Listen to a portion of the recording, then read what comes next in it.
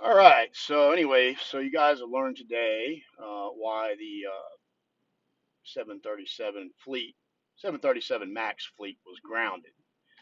Um, there was obviously a vulnerability there somewhere. Somehow, somebody was able to get into the flight management system from their seat. Now, wireless, Wi-Fi, Ethernet port. I don't know the details. All I know is that for a while there, if you remember, Google it, look back, they considered banning laptops in the cabin. You had to check your laptop. So, and the Boeing CEO stepped down over all this. So there was obviously some coordination between Boeing. Their software was farmed out overseas somewhere. The Israelis were involved in this, and they had the ability to crash these planes. And it was through there's a flight management system that was designed to prevent stalling. So if they sensed the nose was up too much and their stall was near, it would lower your elevators and correct it. But it would malfunction and drive these planes into the ground. So they grounded the whole fleet until the problem was fixed. Anyway, and that happened shortly thereafter my flight. It was probably man, that's probably almost 3 years ago, maybe 2 or 3 years. I can't remember, but that I took that flight from San Antonio to Denver. And if you're a QAnon fan, you probably remember the picture that the Secret Service posted of that plane sitting on the tarmac in San Antonio. And it's a really odd situation because I got there, the plane was delayed.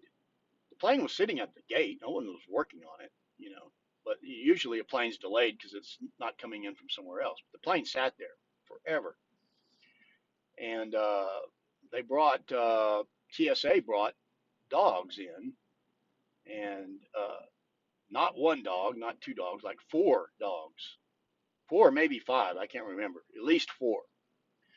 And they um, went up and down just my gate. I think I was gate B3, B1. They share the same seating area at the San Antonio airport. And they brought these dogs in and just went through all the passengers at our gate.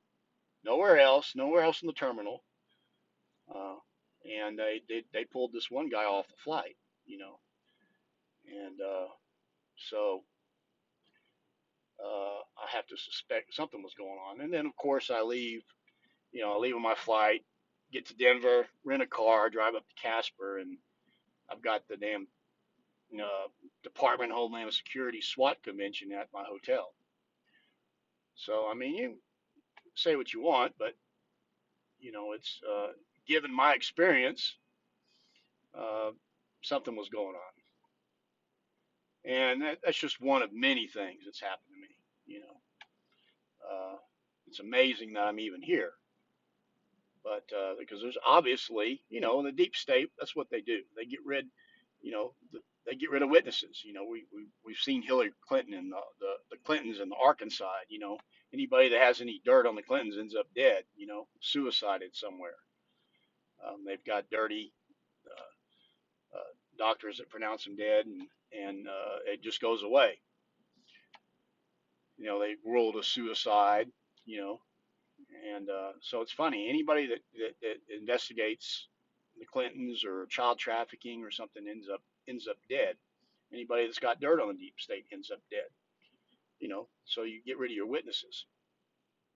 So these guys have been trying this stuff for a long time with me, and they haven't been successful, uh, and they won't be successful. You know,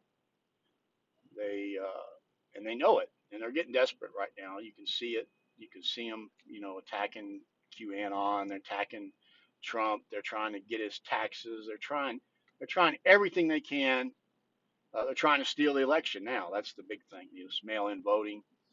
You know, they want to just mail ballots out in mass and not even check in Nevada, not even checking signatures on them.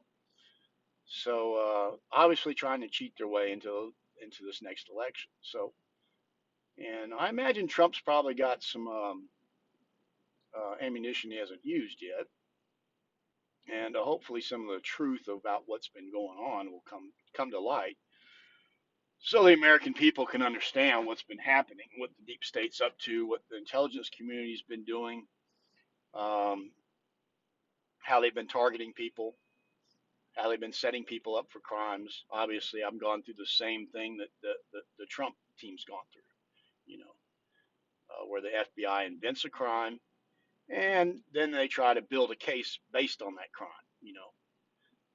So they're uh, and I say, you know, that the FBI is probably a different than they were under Obama, and there's probably still a few bad apples in the group, but I think they're fighting a good fight now, and they're trying to get the truth.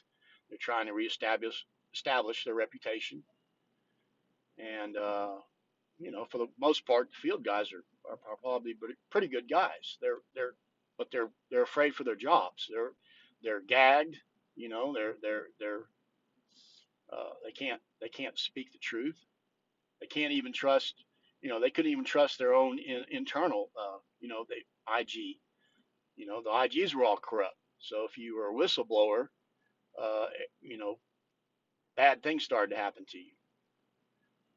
And so hopefully we've got some honest people in those positions now, you know, where somebody can go around their management and and report unethical or illegal activities in their ranks.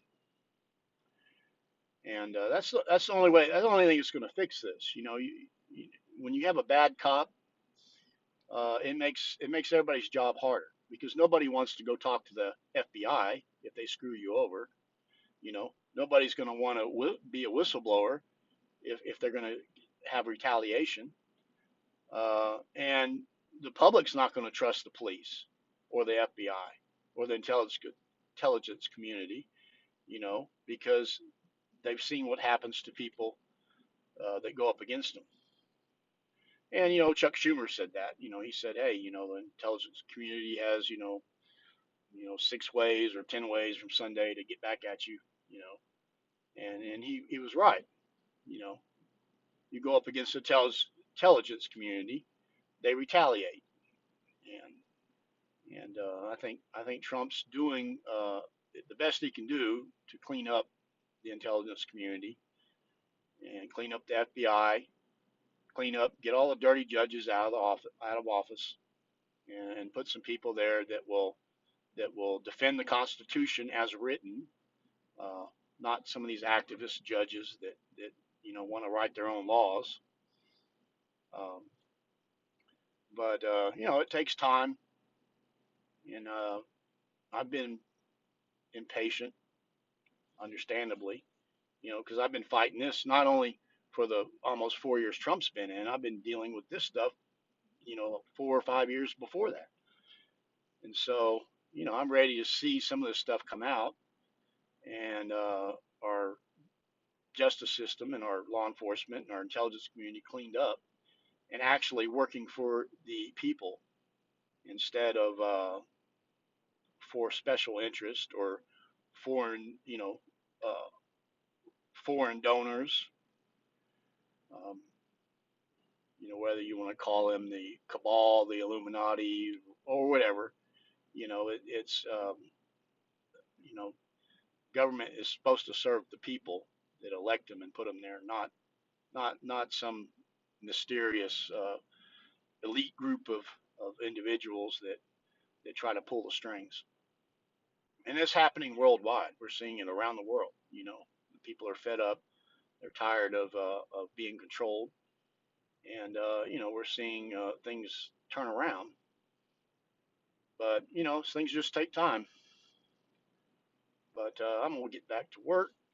Uh, it's Friday. Have a good day.